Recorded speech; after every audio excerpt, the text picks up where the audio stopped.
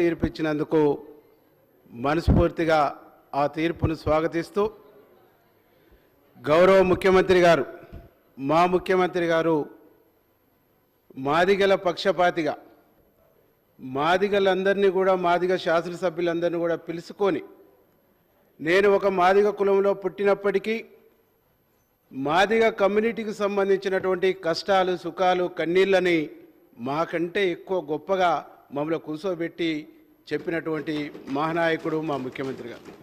అధ్యక్ష, నేను అడుగుతున్నా, ఇంత గొప్ప అంశం ఆనాడు మాదిగ పోరాటం మాదిగ ఉద్యమం నడుస్తున్నప్పుడు అన్ని వర్గాలు అన్ని పక్షాలు కూడా మద్దతు తెలిపినటువంటి సందర్భం అధ్యక్ష.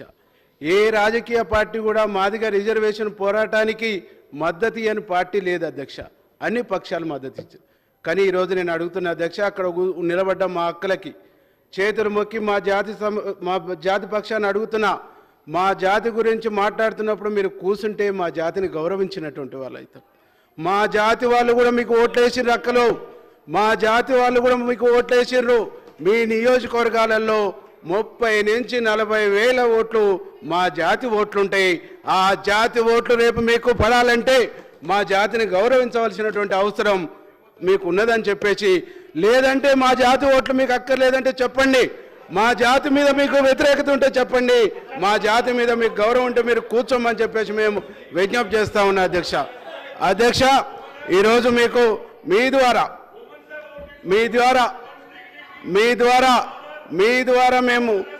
ద్వారా ప్రతిపక్షాన్ని కోరుతా ఉన్నాం అధ్యక్ష.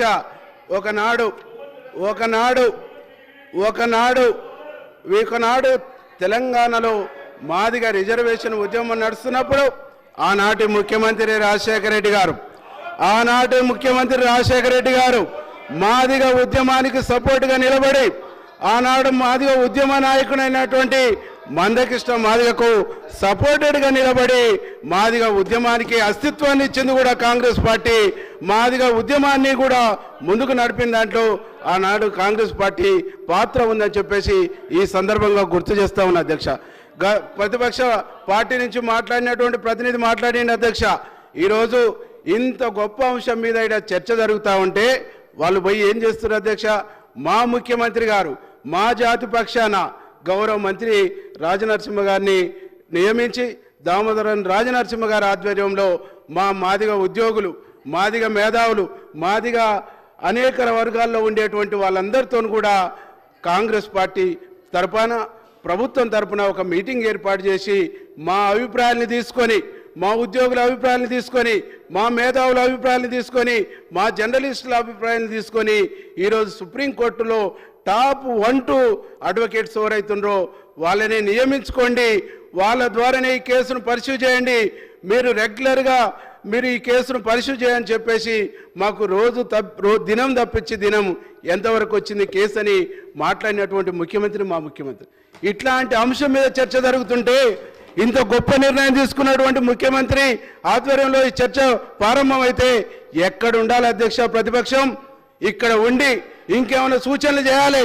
ఆ ముఖ్యమంత్రి యొక్క ఆఫీస్ ముందు ధర్నా చేస్తుందంటే ఇంతకంటే సిగ్గుమాలిన అంశం ఇంకోటి ఉండదు, ఇంతకంటే దుర్మార్గమైనటువంటి ఆలోచన ఇంకోటి ఉండదని చెప్పేసి ఈ సందర్భంగా మీకు గుర్తు చేస్తా ఉన్నా అధ్యక్ష.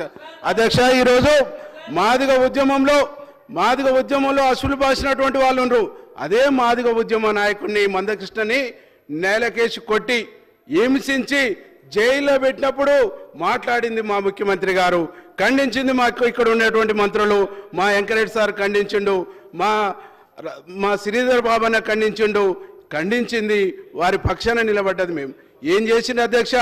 మాదిగ ఉద్యమం నడుస్తుంటే మాదిగ ఉద్యమం బలంగా ఉందని మాదిగ ఉద్యమాన్ని చీల్చింది అక్కడ ఉన్నటువంటి బీఆర్ఎస్ పార్టీ, మొక్కలు చెక్కలు చేసింది అక్కడ ఉన్నటువంటి బీఆర్ఎస్ పార్టీ. ఇవాళ అంతిమంగా బీఆర్ఎస్ పార్టీ అంటేనే మాదిగ ఉపకులాల వ్యతిరేక పార్టీ, బీఆర్ఎస్ పార్టీ అంటేనే దళిత వ్యతిరేక పార్టీ, బీఆర్ఎస్ పార్టీ అంటేనే దళిత పక్షపాతి కాదు, దళిత విద్రోహ పార్టీ అని చెప్పేసి ఈ సందర్భంగా నేను చెప్తున్నా. మా బట్టి విక్రమార్కన్న శాసనసభ మా బట్టి విక్రమార్కన్న ఆనాడు కాంగ్రెస్ పక్ష నేతగా ఎన్నికైతే, కాంగ్రెస్ పక్ష నేతగా ఉంటే మా బట్టి విక్రమార్క గారికి ప్రతిపక్ష హోదాలో ప్రతిపక్ష హోదాలో కాన్వాయి ఉంటే ఆ కాన్వాయిని చూసి జీర్ణించుకోలేని ఆనాడు దొరతనము ఆయన ప్రతిపక్ష హోదాను పోగొట్టిందంటే వీళ్ళ అధ్యక్ష దళిత పక్షపాతులు, వీళ్ళ అధ్యక్ష దళితుల పక్షాన్ని నిలబడేది వీళ్ళు దళిత వ్యతిరేకులు, దళిత ద్రోహులు అని చెప్పేసి ఈ సందర్భంగా నేను తెలియజేస్తూ, మా ముఖ్యమంత్రి దళిత పక్షపాతి, మా కాంగ్రెస్ పార్టీ దళిత పక్షపాతి.